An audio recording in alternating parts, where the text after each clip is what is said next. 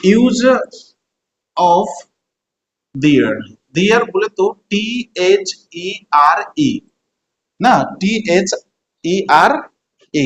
यहाँ पे कंफर्म अभी नहीं कह पाएंगे कि इसका उच्चारण जो है ना THERE को दियर बोलते हैं या दियर बोलते हैं, लेकिन दो कंडीशन है यहाँ पे, दो शर्त हैं। पहला कि इसको दियर भी बोला जाता है, क्या बोला जाता है, दियर भी बोला जाता है, और दूसरा ये भी है कि देयर भी बोला जाता है ना, दियर भी बोला जाता है और देयर भी बोला जाता है, लेकिन दोनों में अंतर होता है इसके प्रयोग और इसके स्थान जहां इसका प्रयोग किया जाता है। ठीक है, उस पर डिपेंड करता है कि इसको डियर बोलना है या फिर देयर बोलना है। ठीक है, और इसको अगर शॉर्ट में समझे तो इस तरह कि यदि THERE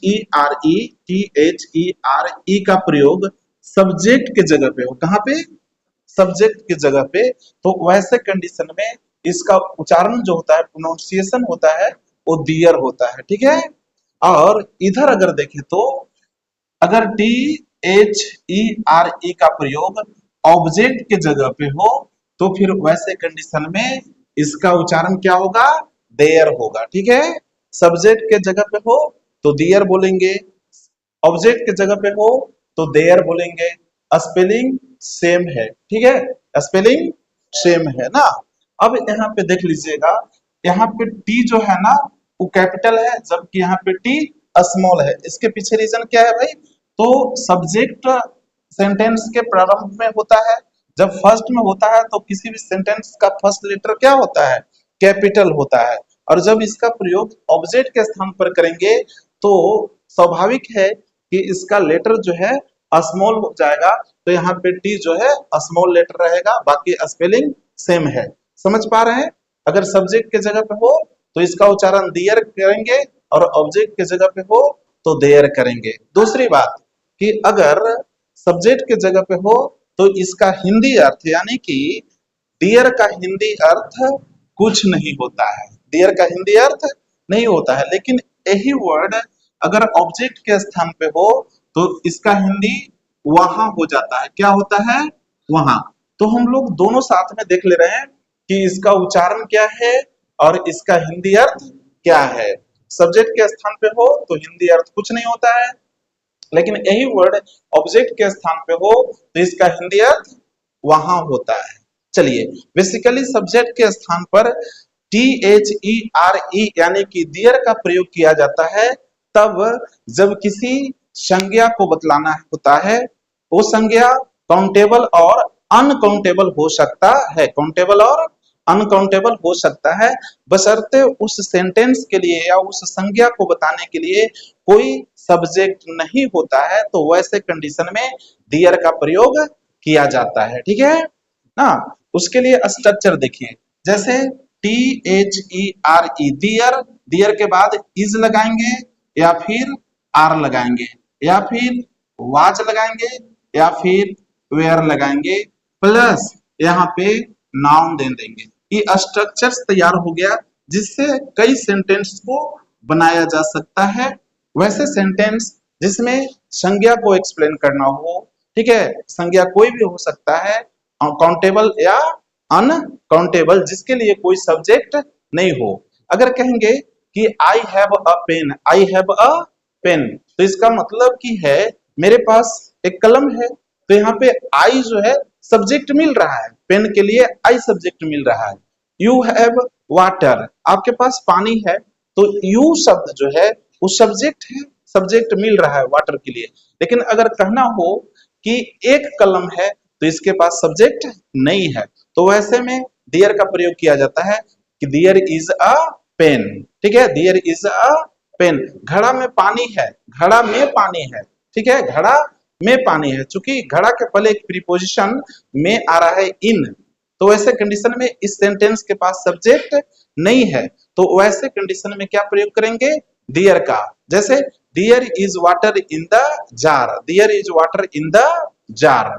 ठीक है, कमरा में 10 कुर्सियां हैं, चूंकि कमरा में, तो फिर ये जो में शब्द आ रहा है ना, ये क्या है, प्रीपोजिशन है, तो वैसे कंडीशन में कमरा और प्रीपोजिशन का जुड़ाव एक साथ रहेगा, इसलिए यहाँ पे सब्जेक्ट नहीं है। वैसे कंडीशन में डियर का प्रयोग करेंगे और बोलेंगे there are 10 chairs in the room, there are 10 chairs in the room. ठीक है, तो अब यहाँ देखिए जो स्ट्रक्चर रेडी है आपके सामने, सबसे पहले देयर का प्रयोग किया गया है, यानी कि किसकी जगह पे है जी, वेरी गुड, सब्जेक्ट की जगह पे है। ठीक है, इसके बाद देखिए यहाँ पे हेल्पिंग वर्ब इज भी प्रयोग किया गया है, आर भी बताया जा रहा है।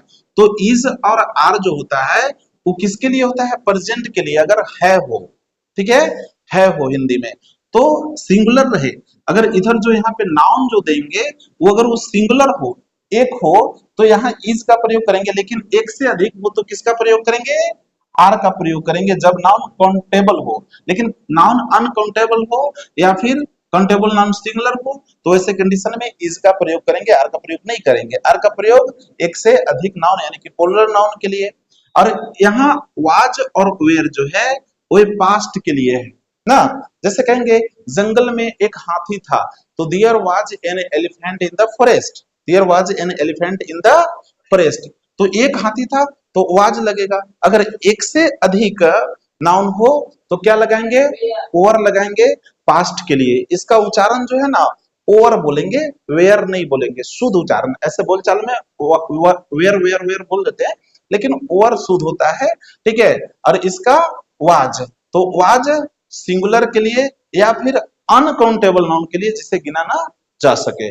और इसका यानी कि ओवर का प्रयोग प्लुरल नाउन के लिए। ठीक है, इसका सिंगुलर के लिए और अनकाउंटेबल के लिए, आर का प्लुरल नाउन के लिए, एक से अधिक नाउन के लिए। और यहाँ पे जो संज्ञा है काउंटेबल हो सकता है, अनकाउंटेबल हो सकता है, यहाँ पे रख दीजिए। ठीक है, अब इसको एग्जाम्पल देख लेते हैं कुछ। जैसे ये बोला जाए कि एक लड़का है, एक लड़का है, एक लड़का है। अब इसके साथ कोई सब्जेक्ट नहीं है। अब यहाँ पे क्या लिखेंगे, अब वाई इज, ये बिल्कुल रॉन्ग हो जाएगा ग्रामेटिकली। यहाँ पे लड़का क्या है, संज्ञा है, एक क्या है, क्वांटिटी को बतला रहा है। तो इसका प्रयोग ऐसे करेंगे, यानी कि दियर का प्रयोग कर देंगे। ट्रांसलेट करना हो इंग्लिश में तो दियर is a boy, their is a boy. अब एक लड़का है, हो गया। अब इसमें हम एक और चीज सीख लेते हैं जो यहाँ पे देयर से जुड़ा हुआ है। ठीक है, कहेंगे कि वहां एक लड़का है, वहां एक लड़का है, तो वहां के लिए क्या करेंगे, तो हियर मीन्स यहाँ, देयर मीन्स हियर मीन्स यहाँ, देयर मीन्स वहां। तो यहाँ लास्ट में लगा देंगे देयर। अब देखिए स्पेलिंग सेम है ना, THERE यहाँ भी है और THERE यहाँ भी है, लेकिन दोनों का प्लेस जो है अलग अलग है। यहाँ सब्जेक्ट की जगह पे है जबकि यहाँ ऑब्जेक्ट की जगह पे है।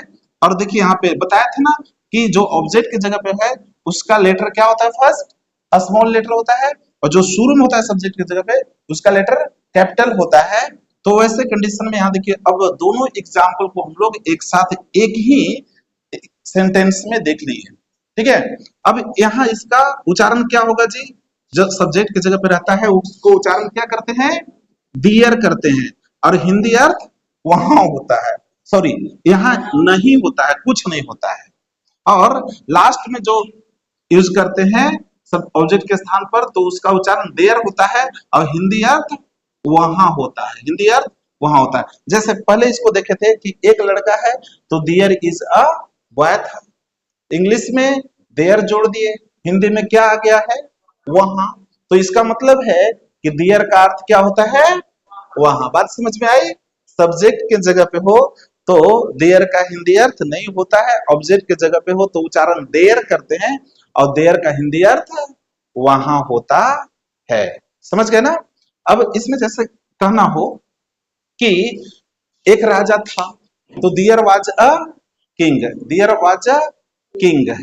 ठीक है, विद्यालय में 200 विद्यार्थी हैं तो देयर आर हैं चूंकि ना, तो there are 200 students in the school, there are 200 students in the school, विद्यार्थी हैं। तालाब में पानी है, देयर इज वाटर, पानी अनकाउंटेबल है और हिंदी क्या है, तो there is water in the pond, there is water in the pond.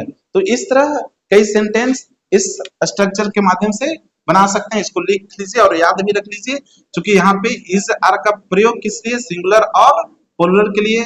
वैसे ही वाज वेयर का पास्ट में सिंगुलर और प्लुरल के लिए प्रयोग करते हैं।